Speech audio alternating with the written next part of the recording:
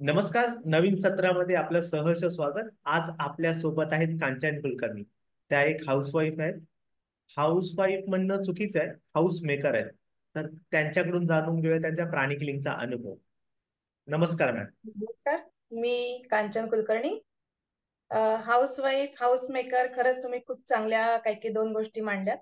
पण हाऊसवाईफ पेक्षा house maker ही जी concept आहे ही ऍक्च्युली कशी वर्क होते किंवा आपल्या आयुष्यामध्ये खरंच आपण हाऊसवाईफ आहोत का हाऊस मेकर आहोत ह्याच्यामधला दोन डिफरन्स जो आहे तो मला प्राणी किलिंगमुळे जास्त चांगला कळला. सो हाऊसवाईफ मी होतेच, शिवाय मी उत्तम हाऊस मेकर होऊ शकली ते फक्त प्राणी किलिंगमुळे.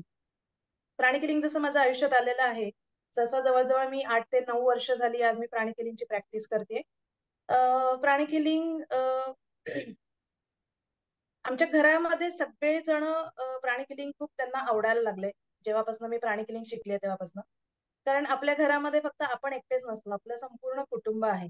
कुटुंबामध्ये असणाऱ्या सगळ्या सिनियर सिटीजन्स आहेत, आपल्या वयाचे सगळे आहेत, आपली मुलं असतात, आजूबाजूचे सगळे लोक असतात. सो प्रत्येकाला प्राणी किलिंग उपयोगी पडतंय हे जेव्हा मला अनुभव आला तेव्हा लक्षात आलं की ओके, ही खरंच मिरॅक्युलस काहीतरी गोष्ट आपल्या आयुष्यामध्ये घडलेली आहे. सो प्राणी किलिंग मध्ये सगळ्यात महत्वाची एक गोष्ट मला जी आवडली ती म्हणजे प्राणी किलिंग मध्ये आल्यानंतर त्यांनी आधी सांगितलं की तुम्ही कुठल्याही गोष्टीवरती आधी विश्वास ठेवू नका. आधी तुम्ही अनुभव घ्या आणि मग विश्वास ठेवा. आणि खरंच जसं मी अनुभव घेतला तसा माझा विश्वास अधिकाधिक वाढत गेला. सो घरातल्या असणाऱ्या सगळ्या लोकांना, सगळ्या प्रत्येक व्यक्तीला मी कुठल्या ना कुठल्या कारणाने ट्रीटमेंट देत होते. सो घरामधली एक एनर्जी खूप चांगली मेंटेन करण्यासाठी मला प्राणी किलिंगचा खूप चांगला उपयोग झालेला आहे. तुम्ही म्हणताय की तुम्ही 9 वर्षापासून प्राणी किलिंग क्षेत्रामध्ये आहे. तुमच्याकडे एखादा असा अनुभव आहे का, ज्याने त्याची रिकव्हरी फास्ट झाली किंवा त्याला दुसऱ्याला दुखण्यातून बरा झाला? असे काही अनुभव तुमच्याकडे आहेत का? हो, हो. असे असंख्य अनुभव आहेत. बरेच पेशंट्स केलेले आहेत.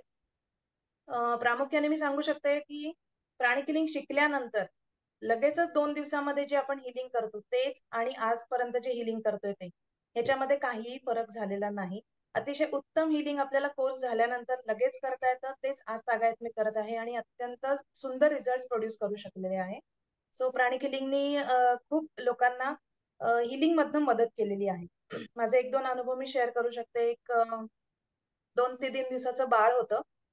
जस्ट डिलिव्हरी झालेली होती आणि जसं आपल्याला माहितीये की जन्मतः सगळ्या बाळांना थोड्याफार प्रमाणामध्ये कावीळ असते. तर ओके. त्या बाळाची नॉर्मल डिलिव्हरी होती आणि 3 दिवसामध्ये ते बाळ घरी गेलं आणि लिटरली लगेचच त्याच दिवशी संध्याकाळी त्या बाळाला परत ऍडमिट करायला लागलं. त्याची कावीळ खूप जास्त प्रमाणात वाढली. सो NICU मध्ये त्याला शिफ्ट केलं. त्याच्यानंतर खूप नाजूक अवस्थेमध्ये होतं बाळ.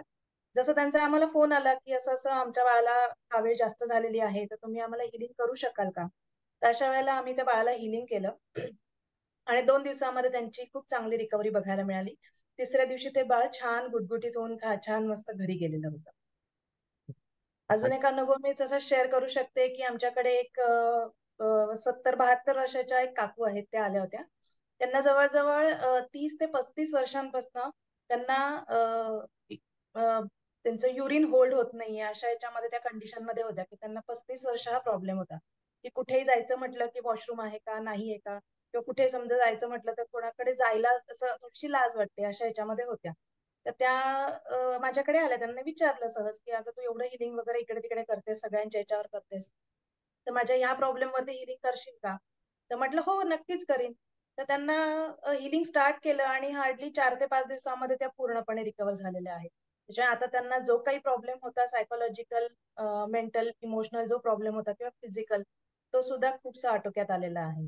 प्राणी क्लिनिक जे वापरून तुम्ही हाऊस वाईफ ते हाऊस मेकरचा जो प्रवास केलेला आहे, तो खरंच उल्लेखनीय आहे. त्यासाठी खरंच तुमचं धन्यवाद आणि थँक्यू मॅम. थँक्यू.